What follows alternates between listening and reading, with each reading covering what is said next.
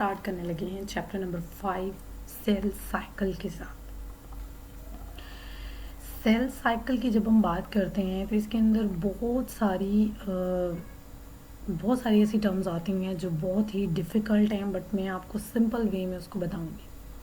जब हमारे जहन में आता है लाइफ के बारे में, अगर हम लाइफ की बात करें तो लाइफ के अंदर जो मोस्ट बेसिक करेक्टरिस्टिक है उसको बोला जाता है रिप्रोडक्शन। यानी अगर आपको एमसीक्यूज भी आ जाता है कि लाइफ की जो मोस्ट बेसिक करेक्टरिस्टिक है वो क्या है, वो बेसिकली रिप्रोडक्शन होती है। रिप्रोडक्शन की अगर हम बात करें तो वो कई लेवल्स पे देखी जाती है। रिप्रोडक्शन अकर करती है कई लेवल्स के ऊपर। यानी फॉर एग्ज़ाम्पल हम सबसे पहले एग्जांपल ले लेते हैं ऑर्गेनिजम्स की। ऑर्गेनिजम्स डुप्लीकेट करते हैं या रिप्रोड्यूस करते हैं किसके ज़रिए? Bye means of sexual and asexual reproduction. हम नेक्स्ट एग्जांपल ले लेते हैं सेल्स की। सेल्स कैसे डुप्लीकेट करते हैं? सेल्स डुप्लीकेट करते हैं bye means of cellular division. इसी तरह से जेनेटिक मटेरियल जो है वो रिप्रोड्यूस होता है या डुप्लीकेट करता है bye means of DNA replication. यानी कई जगहों पे, कई लेवल्स ऑफ ऑर्गेनाइजेशन पे रिप्रोडक्शन का कॉन्सेप्ट देखने को मिलता है हमें।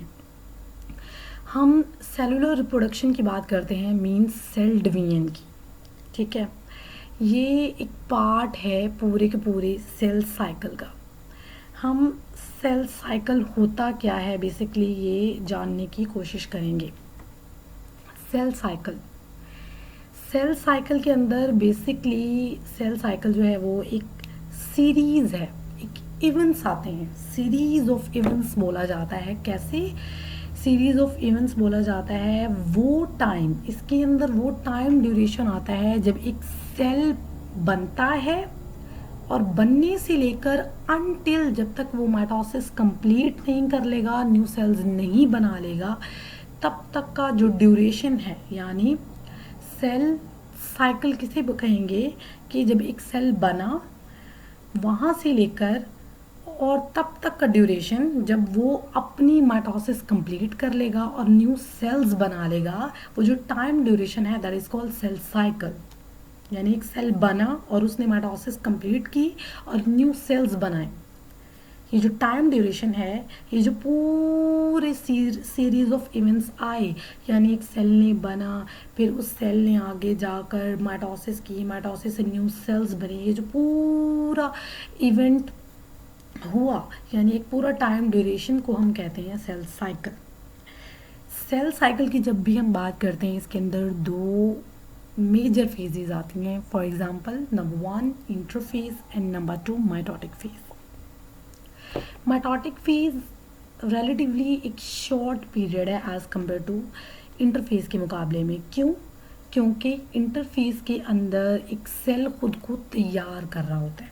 अच्छा देखिए, जब भी हमने कहीं जाना होता है हम क्या करते हैं? खुद को पहले प्रिपेयर करते हैं, दैट्स वाई हम वहाँ पे पहुँच जाते हैं। जब तक हमारा माइंड नहीं होगा हम तैयारी नहीं करेंगे। फॉर एग्जांपल अगर हमने किसी डेमो के लिए जाना है, ऑफिस वर्क के लिए जाना है, सबसे पहले हम अपने कपड़े निकालेंगे, उसको तैयार करेंगे, नहाएंगे धोएंगे एंड देन हम अपने काम पे जाएंगे। जब तक हम तैयारी नहीं करेंगे हम काम पर कैसे जा सकते हैं? नहीं जा सकते ना। ऐसे ही सेल ने डिवाइड करना है तो वो क्या करेगा? जाहिर सी बात है वो इनिशियल स्टेप लेगा जो उसके लिए ज़रूरी है। वो इनिशियल स्टेप किस फेज के अंदर लेगा? वो लेगा इंटरफेज के अंदर। जाहिर सी बात है स्टार्ट करने लगा है सेल डिवीजन, तो उसने क्या करना है? सबसे पहले तैयारी करनी है, डिवाइड होना है उसने। डिवीजन के लिए सबसे पहले तैयारी करना है, तो जो फर्स्ट फेज आएगी उसी के अंदर ही वो तैयारी करेगा। इंटरफेस कहा जाता है जहाँ पे सेल प्रिपेयर करता है खुद को डिवीजन के लिए, यानी वो सारे एसेंशियल कंपोनेंट्स बनाता है जो कि उसको डॉटर सेल्स के अंदर चाहिए होते हैं। यानी वो सारी चीज़ें, वो ऑर्गेनेलिज जो उसके खुद के अंदर हैं, जो मैकेनिज्म उसके अंदर है, जो एंजाइम्स हैं, वो सारी चीज़ें उसने डुप्लिकेट करनी है, डबल करनी है, तभी वो डिवाइड हो सकता है ना। नेक्स्ट हम मूव कर जाते हैं इंटरफेस है क्या। इंटरफेज वो दौरानिया है जब सेल की मेटाबॉलिक एक्टिविटी बहुत ज़्यादा हाई होती है। क्यों भाई, क्यों? क्योंकि वो बहुत सारे फंक्शन परफॉर्म कर रहा होता है। इस वजह से जाहिर सी बात है उसने ऑर्गेनेलीज बनानी है, उसने एंजाइम्स बनाने हैं, उसने प्रोटीन्स बनानी है जो कि डिवीजन के लिए बहुत ज़्यादा ज़रूरी है। उसने बहुत सारे फंक्शन करने हैं तब जाके डिवाइड होना है। जाहिर सी बात है एक पूरा सेल बनना है, एक सेल ने हूबहू अपने जैसा एक सेल तैयार करना है, तो वो क्या करेगा, जो सारे इसेंशियल चीज़ें उसके अंदर होगी वो सारी उसके अंदर भी आएंगी। अब इंटरफेस के अंदर क्या आता है, इसके अंदर आगे it is divided into 3 phases. First one is G1 phase, number 2 is S phase and number 3 is G2 phase. G1 phase को फर्स्ट गैप भी कहा जाता है, एस फेज को सिंथेसिस कहा जाता है, G2 को सेकंड गैप का नाम दिया जाता है। मूविंग ऑन G1 फेज, सबसे पहले हम डिस्कस करेंगे G1 फेज को। अब क्या होता है कि एक सेल बन गया है, अब उसने सेल साइकिल स्टार्ट करना है, तो उसकी रिप्रोडक्शन के बाद उसकी प्रोडक्शन के बाद सेल अपना सेल साइकिल स्टार्ट करता है किस फेज के अंदर जाके, G1 फेज के अंदर। इस फेज के अंदर वो क्या करेगा, वो अपनी प्रोटीन सप्लाई हर चीज़ को डबल कर लेगा। जाहिर सी बात है उसने डिवाइड होना है। इस फेज के अंदर वो सारी चीज़ें बनाएगा। G1 फेज के अंदर सेल अपनी प्रोटीन सप्लाई बढ़ा लेगा, cell number of organelles duplicate कर लेगा, बढ़ा लेगा, इंक्रीज कर लेगा। लाइक उनमें माइटोकॉन्ड्रिया आ जाता है, राइबोसोम्स आ जाते हैं, और जाहिर सी बात है इतनी सारी चीज़ें उसके अंदर आ गई हैं, डबल हो गई हैं, तो उसका साइज भी बड़ा हो जाता है। इसके अंदर बहुत सारे ऐसे एंजाइम्स भी बनते हैं जो कि नेक्स्ट फेज के लिए रिक्वायर्ड होते हैं। अब 3 चीज़ें आप लोगों ने माइंड में रखनी है। G1 फेज के अंदर एक वो प्रोटीन सप्लाई बढ़ाएगा, नंबर ऑफ ऑर्गेनेलीज इंक्रीज करेगा, एंड जिसकी वजह से उसका साइज बढ़ जाएगा, और बहुत सारे एंजाइम्स बनाएगा जो कि नेक्स्ट फेज के अंदर उसको चाहिए होंगे। एस फेज के अंदर वो क्रोमोसोम्स की डुप्लीकेशन करेगा, ठीक है। जब वो क्रोमोसोम की डुप्लीकेशन करेगा तो उसके नतीजे में 2 सिस्टर क्रोमाटिड्स बन जाएंगे हर क्रोमोसोम के ऊपर। Next moving on G2 phase. G2 phase के अंदर सेल्स प्रोटीन बनाता है, वो प्रोटीन बनाता है जो कि स्पिंडल फाइबर्स के लिए बहुत ज़्यादा ज़रूरी होती हैं, बिकॉज स्पिंडल फाइबर्स ने ही आगे जाके क्रोमोसोम्स की काइनेटो को प्रोटीन के साथ जाकर जुड़ना होता है, इसलिए बहुत ज़्यादा ज़रूरी होते हैं। वो प्रोटीन्स बनाएगा जो कि स्पिंडल फाइबर्स बनाती हैं, तो ये बहुत ज़्यादा इम्पॉर्टेंट हुई। G2 फेज के बाद जो है सेल जो है वो डिवीजन फेज के अंदर चला जाता है, जिसको हमने नाम दिया है M फेज का।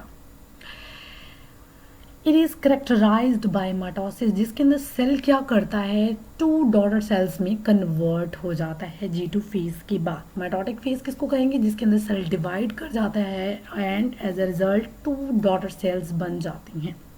अब यहाँ पर क्या होता है, कुछ सेल्स इस तरह से होते हैं जो कि टेम्परेरी या हम परमानेंटली भी कह देते हैं डिवाइड नहीं करना चाहते, परमानेंटली स्टॉप कर देते हैं डिवाइडिंग, तो वो एक ऐसी स्टेट के अंदर चले जाते हैं जहाँ पर वो डिवाइड नहीं कर रहे होते मज़ीद, या तो वो स्टेट उनकी परमानेंटली हो जाती है या टेम्परेरी हो जाती है। इसमें बहुत सारी एग्जांपल्स हैं, आगे मैं दूंगी। लिवर की आएगी, इसमें न्यूरॉन सेल्स हैं जो कि इनडेफिनेट पीरियड के लिए, उनका डिफाइंड पीरियड नहीं होता है, इनडेफिनेट पीरियड के लिए चले जाते हैं एक स्टेट के अंदर। लाइक अगर हम हाइबरनेशन, आप लोगों ने पढ़ा होगा हाइबरनेशन के बारे में, एस्टिवेशन के बारे में। फ्रॉग्स ज़्यादातर ये एम्फीबियंस करते हैं, ये क्या करते हैं कि जैसे ही हार्श कंडीशन आ गई इन्वायरमेंट की, लाइक बहुत ज़्यादा सर्दी हो जाती है, तो वो क्या करते हैं कि वो बरोज़ बनाते हैं और नीचे जाके हाइबरनेशन पीरियड के अंदर ज़मीन के अंदर जाकर सो जाते हैं।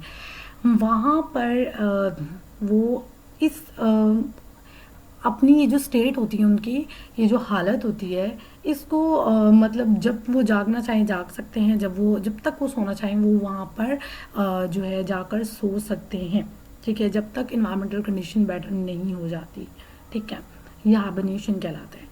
इसी तरह से सेल्स भी यही काम करते हैं।